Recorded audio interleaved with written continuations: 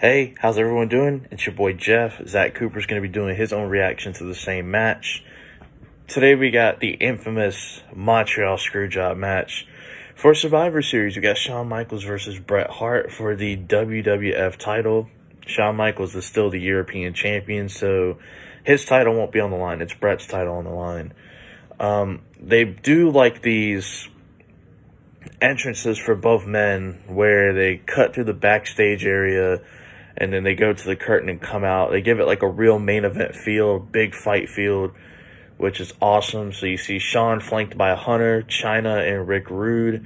And then you see Bret Hart with Jim the Anvil Neidhart, the British Bulldog, and I guess one of the kids is in relation to one of the guys there. So they all come out individually. You know, Shawn comes out by himself, Bret comes out by himself. Owen, by the way, Owen Hart, why wasn't he backstage with them? Well, he just had a match with Stone Cold Steve Austin. You'd be breaking kayfabe if you had Bret Hart accompanied by Owen, who literally just had a match. Okay, so let's see. Shawn, when Shawn's making his way down the ring, a fan like poured some beer on him or tossed some beer at him, and he just kind of shaked it off and kept going. Anyway, Shawn gets the jump early. We don't hear the bell ring for a while. Shawn ends up getting the jump early when both guys come out. But Bret counters with some punches of his own, takes him down to the ground in mount position and punches his head off. And Bret ends up clotheslining Shawn out of the ring. Bret shoves Shawn into the ring post and into the steps. He also tosses Shawn into the crowd. And Shawn catches himself, is able to regain control when he's leaning on the announce table with, you know, some punches and whatnot. JR's on commentary talking about speculation of Bret Hart, and if he loses, this could be his last match in WWF. Totally foreshadowing right there, JR. So if you bought the pay-per-view back in 1997, then know that that was just a spoiler for what was going to happen. Commissioner Slaughter and Vince are trying to get the refs to gain control of this match and get the match back in the ring. But Shawn ends up tossing Bret Hart into the crowd. So both guys have gotten tossed into the crowd. Bret is able to counter with a back body drop onto the floor from the crowd back onto the regular floor, I guess, because Shawn was trying to go for a pile driver.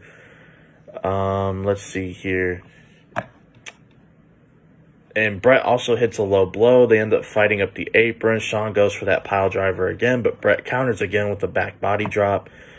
Bret ends up hitting a standing vertical suplex. Shawn then punches Pat Patterson, who's one of the WWF officials who's there to try to get order of everything. Bret ends up tossing Shawn off the stage, and I'm pretty sure he takes out a ref as well. Bret then uses a fire extinguisher, and then Bret takes out another ref. Vince is yelling at Bret Hart basically to get back in the ring, and they end up fighting back down the ringside. Bret then tosses Shawn into the ring for the match to finally start, and Bret ends up grabbing a flag from the crowd and is choking out Shawn Michaels with it. Bret then would hit a leg drop to the back of the head. Shawn hits a forearm when he's running off the ropes, and Shawn ends up doing his signature kick up. Shawn kicks Bret in the face as well and then hits a stomp onto his face. Shawn then uses the flag on Bret and tells the crowd to suck it, DX style. Shawn then tosses Bret out of the ring and spits on a fan. You know, because he's just jawing it up with the fans out there, man. Shawn ends up launching Bret face first from suplex position onto the steps. Shawn then uses a flagpole to hit Bret Hart in the throat.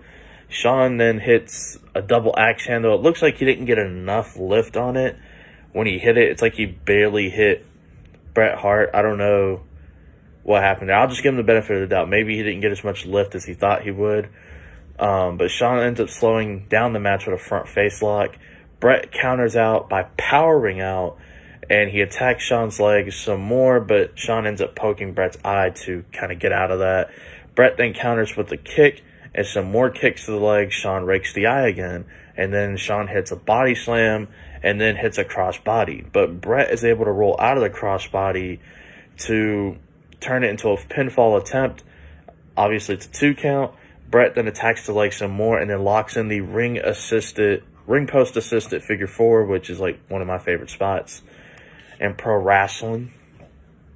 Bret then attacks the leg some more, and then he locks in a figure 4 inside the ring this time. Shawn is able to reverse the pressure. Bret ends up grabbing the rope shortly thereafter.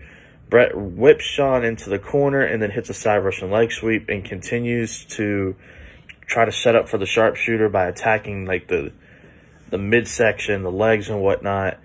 Bret then hits a standing suplex and a backbreaker, but this is where the screw job is getting set up.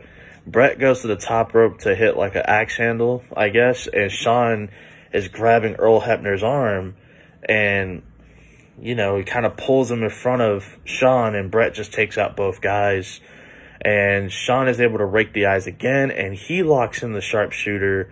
As soon as it's locked in, the ref just calls for the bell, and it creates the iconic moment known as the Montreal Screwjob, and there you go. There's your scene. Bret, you can't really see the close-up angle in this instance, but Bret did spit on Vince McMahon, and yeah, this would go down as Bret's, I believe, his last match for like a while. He came back in like 2010 to fight Vince in a no-holds-barred match at like WrestleMania 26. So yeah, there's that. There's Shawn Michaels versus Bret Hart.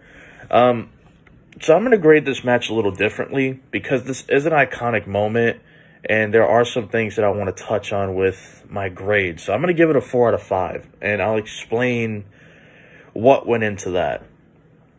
Number one, it was the main event, and they made it feel like a big fight field. They made it feel like a main event, and they made it feel like a real fight. They made it feel like these two really hated each other, and it was just great. It just created the iconic moment. When you put all the pieces together, making it feel like a big fight field, two guys who are making it seem like they legitimately hate each other, and, you know, maybe they did, and I think they ended up not liking each other for a long time because of this, but it just, all the elements were there to make it feel real, and it's kind of an issue sometimes in wrestling, is sometimes it just doesn't feel real a lot of the time. But this match felt very real, and obviously it had the iconic moment, which does elevate the grade. It does give it a boost, but I'm going to give it a 4 out of 5. I don't know if that's too low or too high, but that's what kind of feels right for me.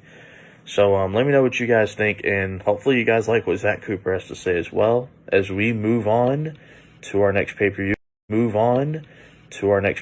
I honestly don't know what it is, but there might be one in December, and then we move on to the Royal Rumble in 1998.